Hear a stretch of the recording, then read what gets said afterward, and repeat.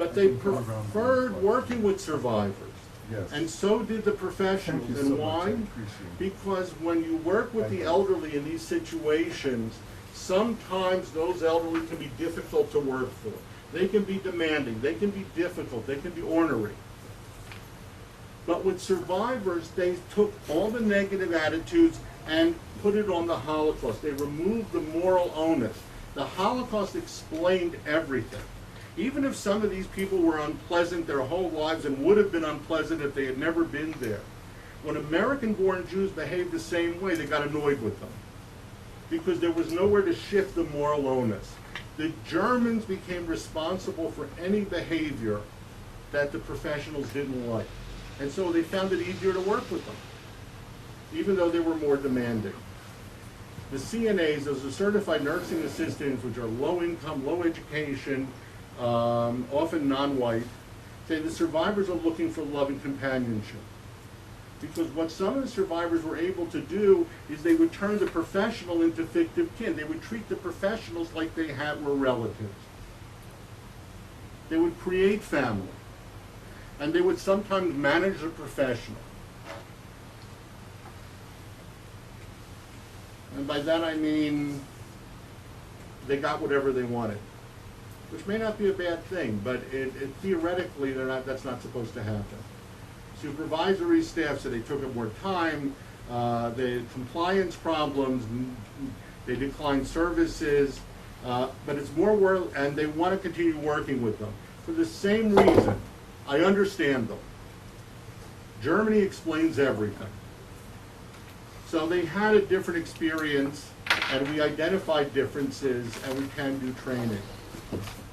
Let's skip that and go to here. The personal context is critical for both groups. The culture of origin is part of all these elders. They see the world through their culture. They behave in old age the way they did. Some of the staff asked us whether the children of German Jews liked their parents, because they had worked in the community with Polish Jews where everybody was crying and hugging and kissing, and the German Jews seemed to lack affect, and they interpreted it as a lack of affection. Because they continue, just because you're very old and went through the Holocaust and moved to a different country, you don't lose that culture you were born with. Family is the prism through which events are understood, and we don't have really good psychological models for understanding it. On a social context, American Jews have idealized notions of ourselves, idealized notions of Soviet Jewry, and idealized notions of Holocaust survivors. We are wonderful people, extremely tolerant, brilliant, and just the best you could possibly want. And our ancestors were like that too. If you ever want to see that, if you ever really want to see it, it's a very simple exercise. Go read 3 of the Tevye stories. Shprinzik, Tevye goes to the land of Israel, Lech Lecha, and then watch Fiddler on the Roof. And you'll see explicitly how we in America have rewritten our own past to make it the past we want, to turn them into the American Jews living in, at the end of Fiddler on the Roof, Tevye accepts Chava's marriage to the non-Jew. You think he accepts it in the literature? When the marriage is a disaster and she comes crawling back, he can't even say, because they're monologue, I took her back. He just says, what else could I do? We rewrite it. Soviet Jewry. When did we discover Soviet Jewry in the United States? We discovered it the year Morse published while 6 million died. We discovered it the year we learned that Franklin Roosevelt was not our friend. We discovered it when we felt terrible guilt about what happened, and doing something for Soviet Jewry was going to make up for that guilt. But Soviet Jewry played a terrible trick on us. We played our part, but they refused to be Tevye and Golda and all that. They refused to come, Yiddish speaking, having all been studying Hebrew in you know, underground, and desirous of an American life. Not like our ancestors, who learned English 24 hours after they arrived in the country, had a job 48 hours later, had learned etiquette 72 hours later. In fact, these people committed the unpardonable sin. They took welfare. Welfare in the United States is so intimately tied in an image with African Americans that taking welfare was the ultimate. I mean, these people were not who they were supposed to be. And a lot of the tension that exists because Holocaust survivors are all supposed to witness. For some of them, it's not a good thing. For some of them, it's complicated. Some of them did stuff before and after that American Jews don't want to know about. I interviewed one survivor as a pilot for this, who after he got out of Auschwitz spent about 10 years working for the NKVD. Okay? Now, you can't say that publicly in the United States. They'll kill you. Okay? He should have come out of Auschwitz committed to Jeffersonian democratic principles and come here in order to live them.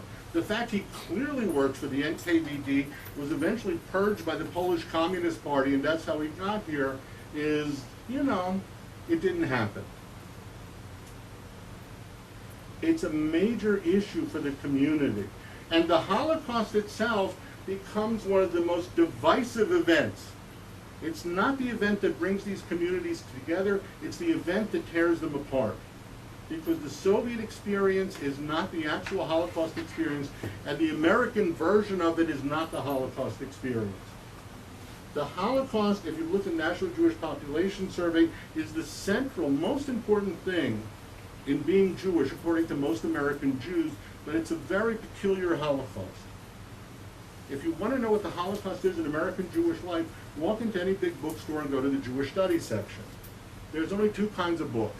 Half of them are on the Kabbalah, and how the Kabbalah can make you rich, famous, better looking, and pretty much anything else you want, and for everybody, you know, because the Kabbalists were well known with their open-minded attitude toward women and non-Jews, and yeah. The other half of the books are about the Holocaust, and they all participate in some form of rescue fantasy, some form of the good non-Jew who saved Jews, that we can rely on our non-Jewish neighbors. Jewish resistance is absent. Negative experiences with non-Jews are there, but in the background. It's Anne Frank. I don't know if you all know the story of the Anne Frank diaries. When they were first published, they were cleaned up to make them more universal. Or Schindler. Those are the big names. Mordechai Nalevich appeared once in a teledrama in the United States. But who wants to hear about Jewish resistance? The role of money. Welfare is one end. So, a lot of survivors told us the reason they don't talk about the war is not because it was so hard, so terrible, but when they got here in 46, 47, 48 and wanted to talk about it, the American Jews told them to shut up.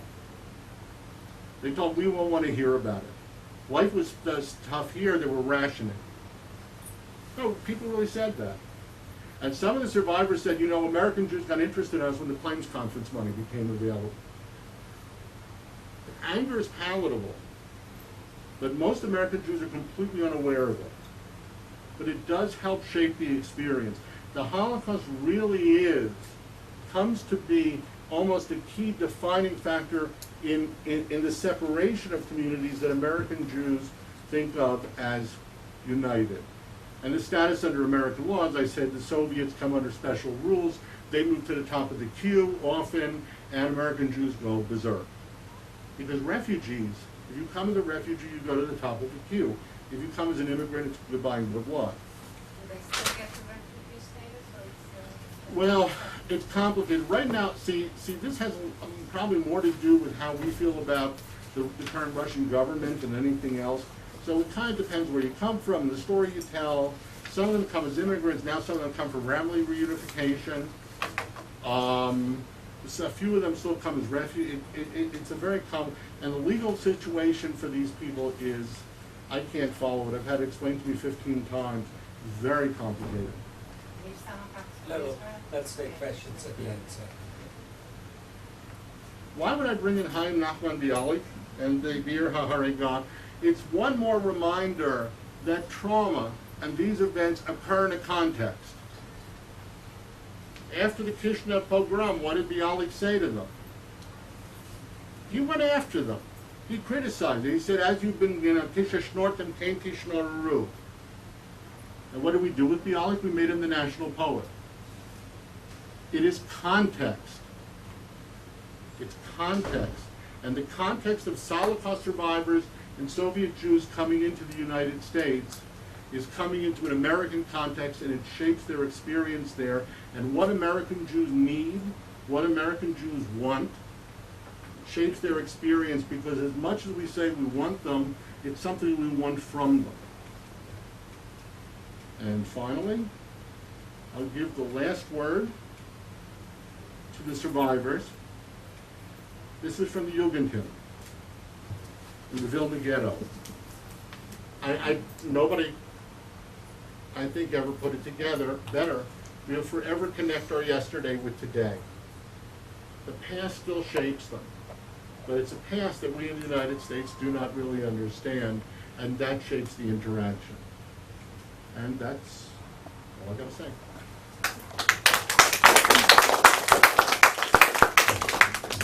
Thank you, Alan, for passing me the picture. We feel we know very little about. We'll take, as usual, questions. Sarah, you were in the middle of one. Can you speak up, please? Just 1 second, we have a mic. Right, Lena is behind. No question. Those who come from Israel now, I mean, there are youngsters who go to the States from here, and their parents either stay here or then they go after their kids. What kind of status do they get? The Israelis? Yes, I know Russian-born Jews who've been in Israel, and then they follow their family to Okay. the States. American Jews on the whole don't know who's been in Israel first, who's come directly, who's been somewhere else. If you speak to them, you know. Soviet Jews in America inevitably tell you that it would have been better if I'd come to Israel. The grass is always greener on the other side. And so there is a feeling. In addition to that, Israel is the heart of their Jewish identity. They are very pro-Israel. I mean, uniformly very pro-Israel, partly because they're proud of Israel, partly because of their Soviet experience, partly because being a Zionist doesn't ask about your halachic status. In fact, the Zionist camps were full of Soviet Jewish kids, including the socialist Zionist camps, which surprised everybody. But it was a lot because the Zionist camps do not ask halachic status. They don't ask those questions. If you come and you say you're Jewish, fine, you're welcome. But Israel plays such an important role for them, and they do go back and forth, and they do read, but the American Jews don't know the difference. And if they were in Israel 5 years, 10 years, have never seen the country, they wouldn't know. Yusuf? Okay. Thank you. I have had some personal experience. Mine is not based on the research or scholarship or anything like that. I remember in the 50s when I first came to Israel on my way to the United States as a student, I ran into some Iranian immigrants over here. And from the stories I used to hear from Israelis, the stories that the Iranian Jews were telling here were highly, highly exaggerated, if not outright lies about their past. And I have also, frankly, I've noticed that also in America, because this is something that makes you more acceptable to the society. In other words, I was somebody, it's not, don't look at this. And one of the things that I think to me that clearly demonstrates it, when people, and I've seen this picture many times, somebody comes off the plane in Ben Gurion Airport wearing a red army uniform. A red army uniform with all the medals on their chest. It is an indication, once again, that I was somebody. I wonder if you have come across that, you know, with the groups of people that you're dealing with in America. Absolutely, and in fact, it causes problems for a peculiar reason. Many Soviet Jewish families in the United States will scrimp and save to get a little bit of money to buy one really nice piece of furniture, because that was a sign of status, and they want to recover some of the status they had in the former Soviet Union. So they've taken what little money they've had and they've bought something very nice. Social worker comes in to evaluate them for services and says, these people must have money. What the hell are they applying for government services for? Because it wouldn't make any sense that they would spend the last cent they had on a piece of furniture. But the status is so important to them, that's exactly what they did. They don't have money, but they bought that piece of furniture. As I said, with the Red Army, recovering that status is a struggle. We have 2 Red Army veteran organizations in Philadelphia because they can't get along with each other. But to try to translate that is very difficult. And so mostly when they speak to Americans, they speak in very general terms. And they speak about Russia, even if they were Ukrainian, because Americans can't tell the difference. But internally, the status is important to them within their own community. And that piece of furniture is an important indication of it. Oh, and none of them will publicly ever admit if they were ever a member of the Communist Party. Although privately, some of them were and some of them weren't. Hey, some of them were in the KGB. The real off-the-cocker, some of them were in the NKVD. But they'll never say it publicly. You have to get to know them well. They have to develop a certain level of trust that, you know, that you understand that, you know, some of them, you know, did well in the system. Mevrouw.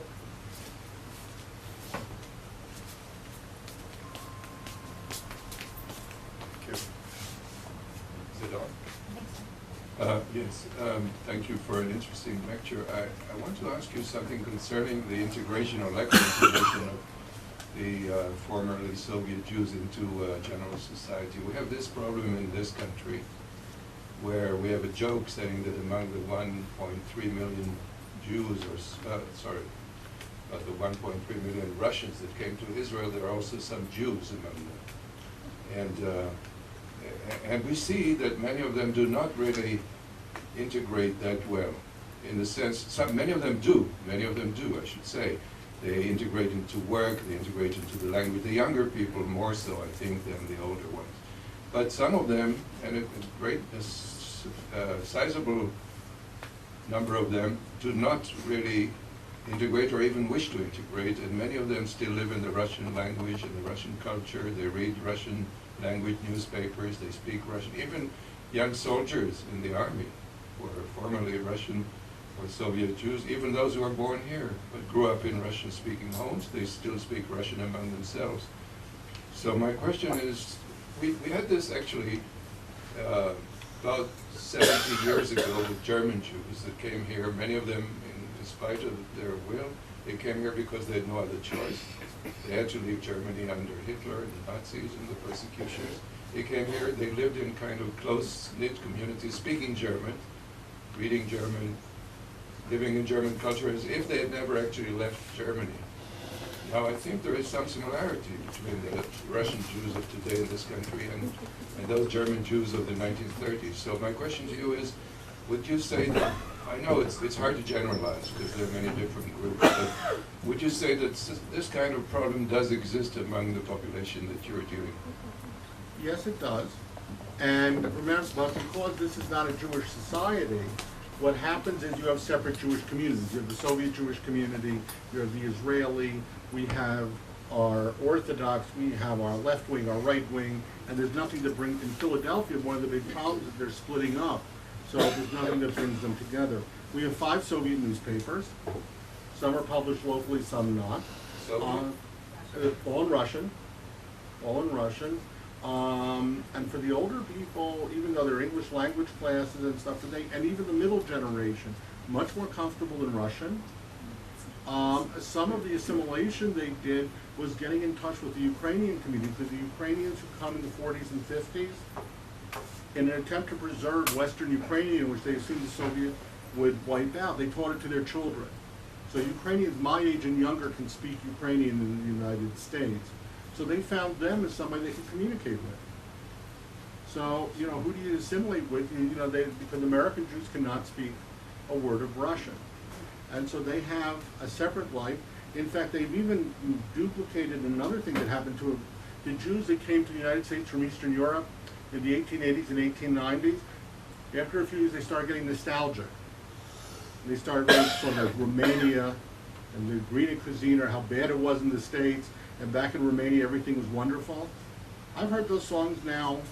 I don't speak Russian. They were translated among the Russian community. You know, the trees were beautiful, and the lakes were lovely, and the rivers ran clean, and I don't know what part of Russia they ran clean, but this kind of, you know, this kind of romanticization of the old country.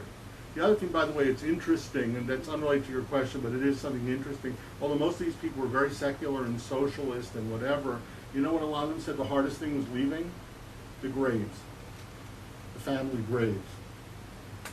Very interesting. The one thing that had a great deal of meaning.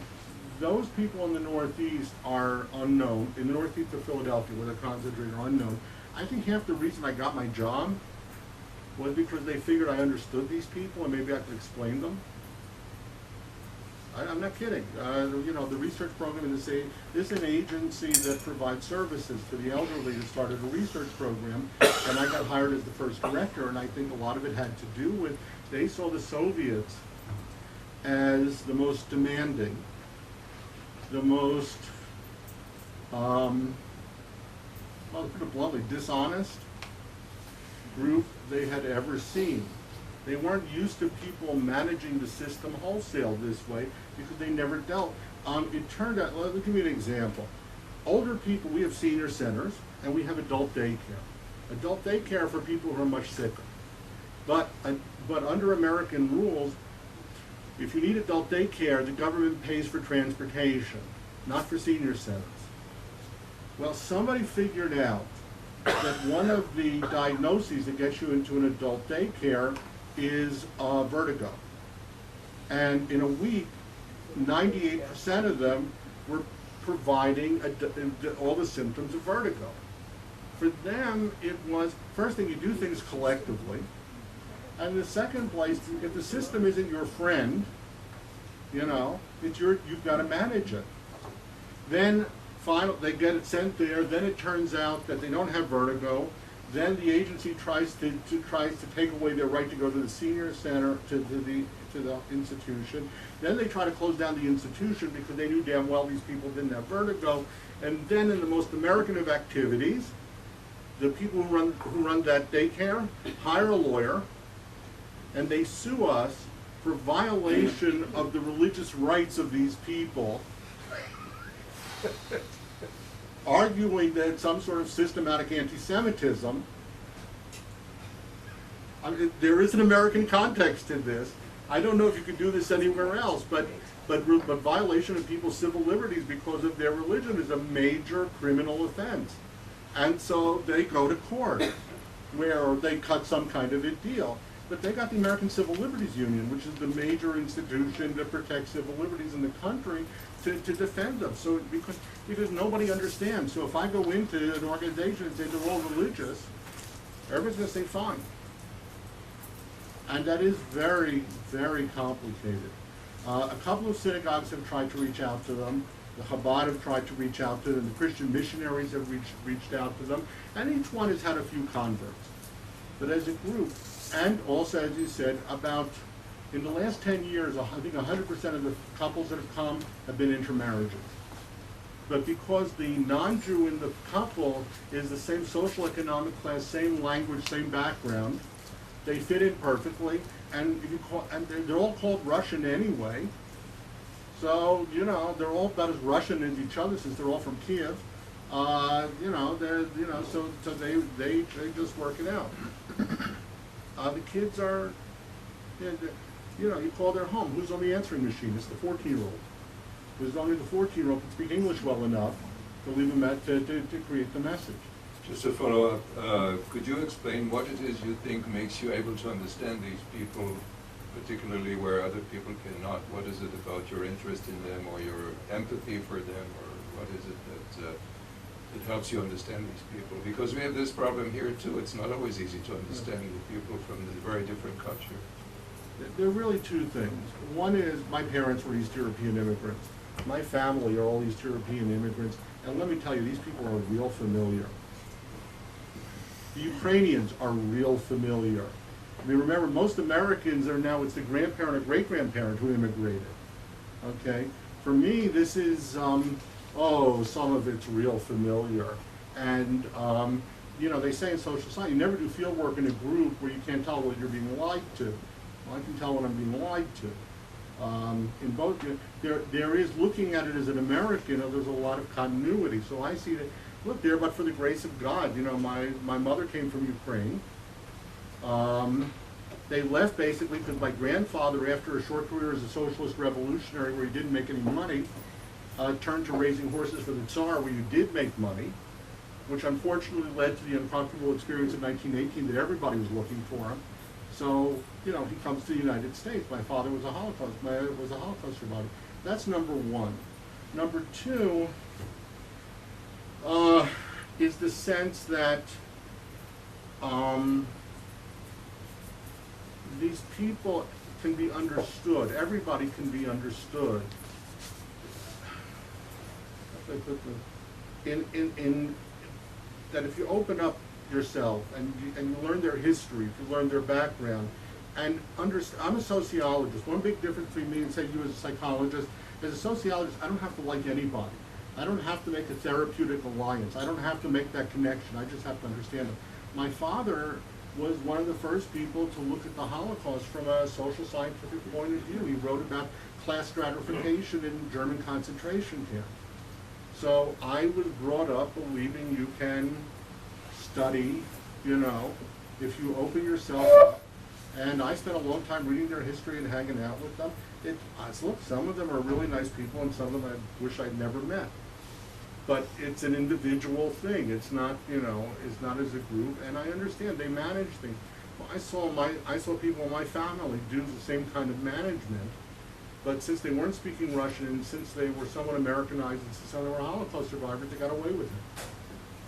You know, they're not that different than some of our beloved East European ancestors. You say managing, you mean manipulating the system? Manipulating, lying. My father, in the chair of a podiatrist who was obviously Jewish and who he thought was taking advantage of him. He opens the door and he sits there in a loud, booming voice. He says, you know, back in Poland, you needed your nails cut. You went to the Schwitz and some shy gets cut your nails. But here the Jews have turned it into a profession. This is always what I love about the Jews. They can turn anything into a profession so they can call a doctor and make more money. Now, this is classic kind of, you know, and that guy was in there, you know, toot sweet. I'm just used to it. It just not that it doesn't bother, because I'm American enough that, you know, that this is a little unusual, but it's just so familiar.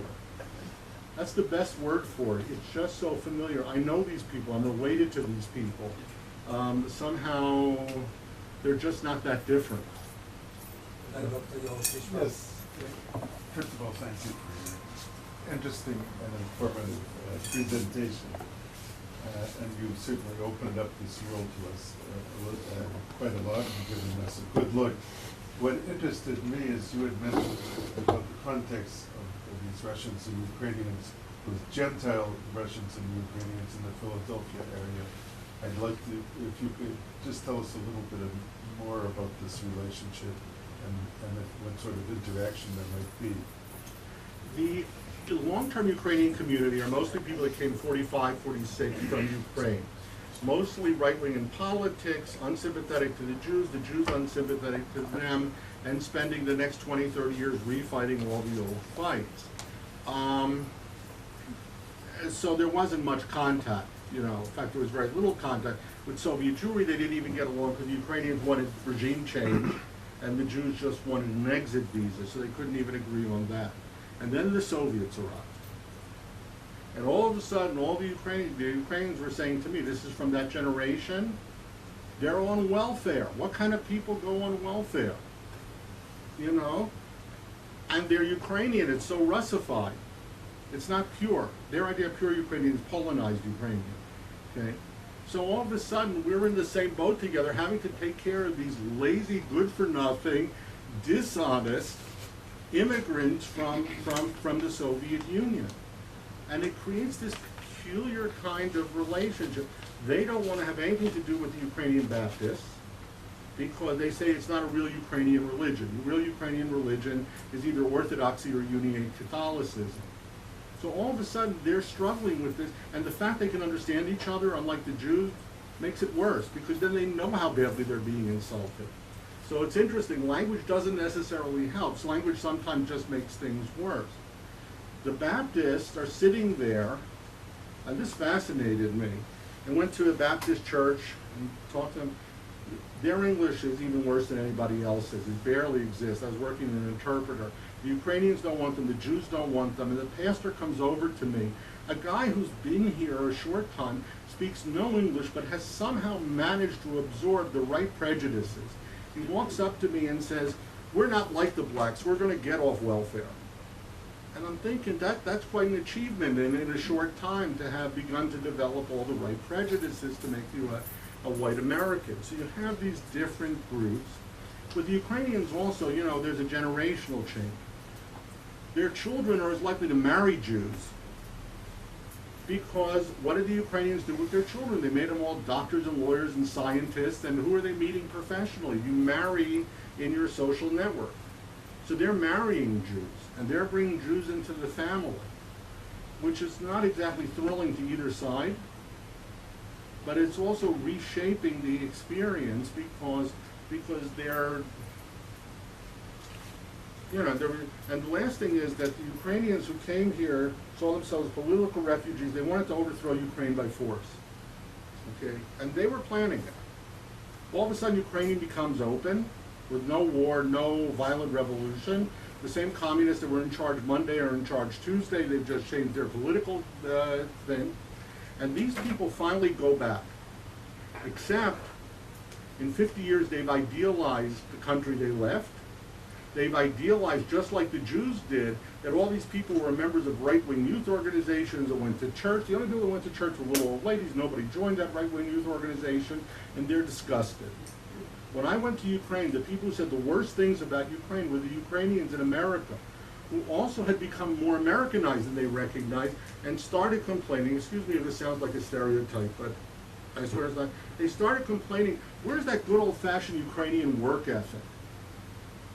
They had picked up a work ethic in the United States, but because they saw themselves as continuing pure Ukrainians, they just assumed now it was part of their experience. They didn't remember East Europe and its not exactly Protestant work ethic. So they go back there, they say these people aren't even real Ukrainians. They don't work hard. They get drunk all the time. They're exactly the non-Jews that, you know, have always been there. But